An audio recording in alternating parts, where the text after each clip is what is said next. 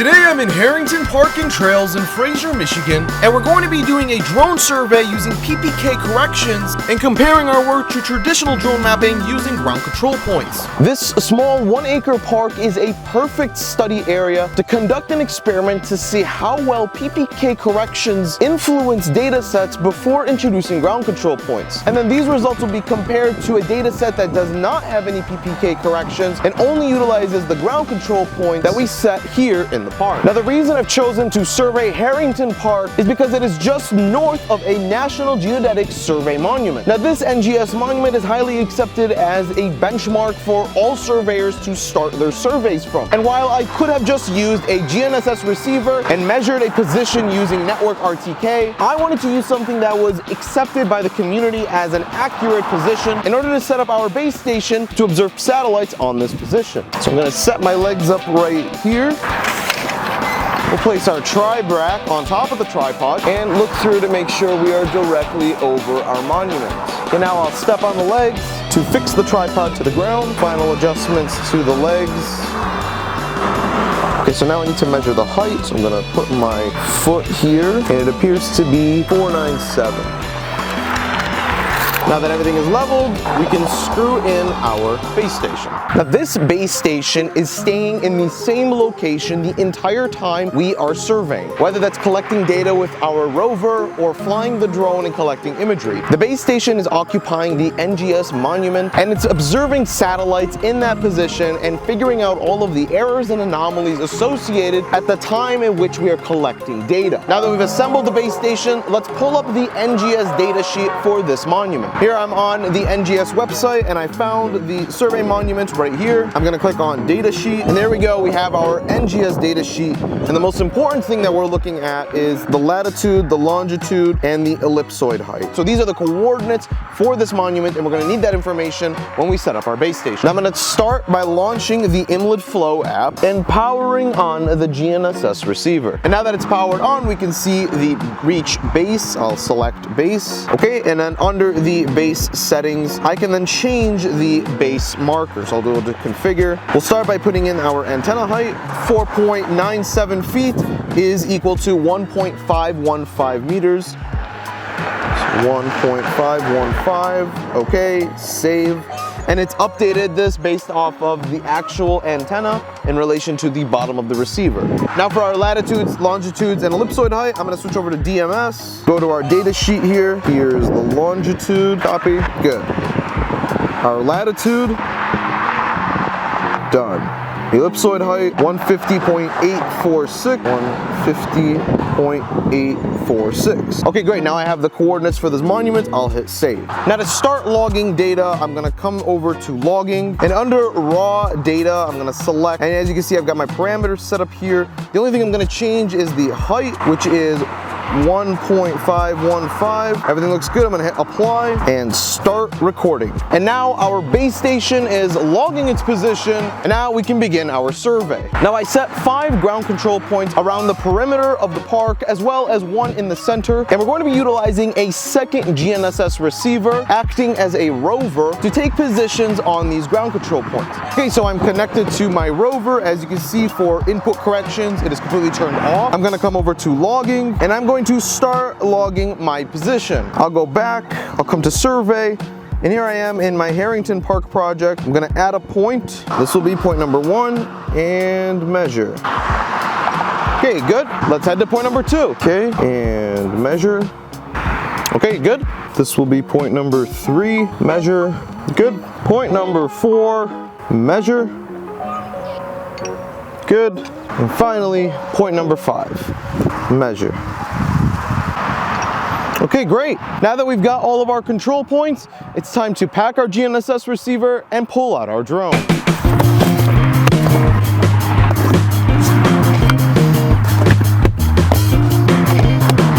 Fully charged.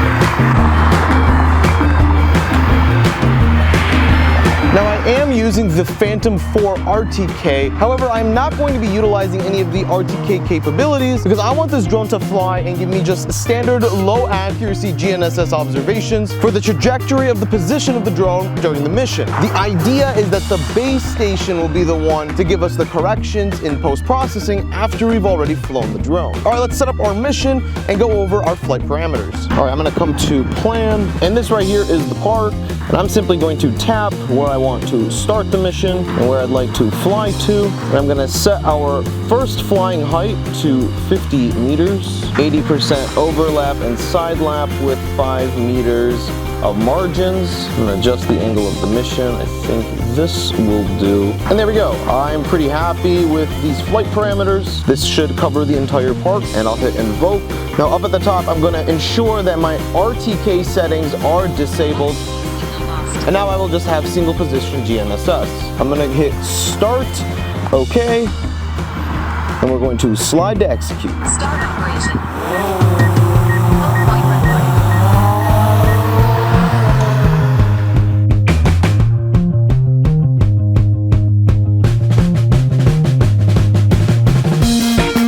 There's a live view of the drone. We are 54% complete. Here's the path.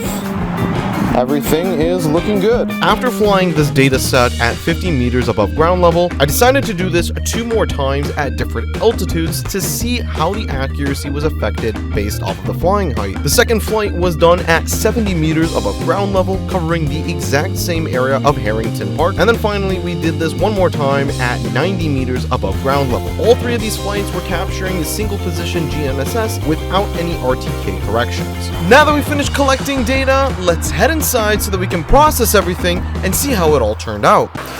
Hello and welcome to my new office. Before we take a look at the data, I want to let you guys know that I'm going to be attending the 2023 Reality Capture Network Conference, happening on October 17th to October 19th in Boise, Idaho. The RCN conference is a great opportunity to meet industry professionals and learn more about surveying, geospatial technology, reality capture, AI, robotics, and so much more. I recently was in Boise, Idaho, where I did a podcast episode with Matt Bird, and the entire Reality Capture Network team is fantastic to work with, and they have so much to offer at the 2023 conference. Check out the link in the description if you want to learn more about the Reality Capture Network conference, and use this promo code to receive a discount upon purchasing a conference pass. All right, let's go ahead and take a look at the data that we collected using our drone and begin the process of correcting the trajectory data using PPK. As you see here, I've got 3 different folders. The first one is the 50-meter flight, the second one is the 70-meter flight, and this last one is the 90-meter flight. All of these flights have a OBS RINEX file as well as a MRK timestamp file. These 2 files are what we're going to use in order to associate the time at which the image was captured and the position of the drone in comparison to the base station that was also collecting data at the same time. We will then be able to link up these 2 timestamps to give us our post-processing corrections. I also have a Reach Base folder which has the same observation file for the base as well as a Reach Rover file which has the observation file for the rover. We also have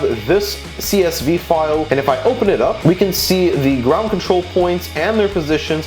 However, we do have these as a single solution, which means this is not high accuracy positioning, but again, the RINEX observation file from the base will allow us to correct these positions on the rover so that we have high accuracy coordinates. Now, I'm using an open source software called IMLID Studio. You can download it for free in the link in the description and use it to do your PPK corrections. Now, when I open up IMLID Studio, I'm going to come up to the top and switch over to drone data. Once I've selected drone data, I'm going to be asked to upload some files. The first one is the drone's RINEX file. So when I click here, I'm going to start with the first drone flight, which is the 50-meter flight, and there's the OBS file that I need, so I'll open that. Next, I need to select the OBS RINEX file for the base, so we'll go out, reach base, and there it is. Open, and here it's going to ask me for the coordinates of the base station. Remember, we have these coordinates. They're on the NGS datasheet that we had when we started collecting the data. So I'll use these same coordinates and put them here into IMLID Studio. We also want to make sure that our height is updated, so we had 1.515 meters. I'll hit save, and now I'm just going to be asked for the navigation file, which is this file right here.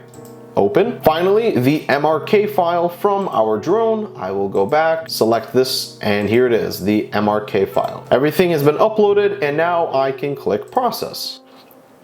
And there we go. We now have the trajectories for the entire site, and they've all got fixed positions thanks to the base station's observations. So now we have a POS or position file for all of the trajectory data that we've collected with the drone. Now the second part to this is adding the corrections that we just calculated to the image geotags. That allows us then to upload the images to whatever processing software we use. I typically use Pix4D Mapper or Pix4D Matic, and all of the geotags will be updated with those corrections. So I know that this file right here has those images, so I'll select it.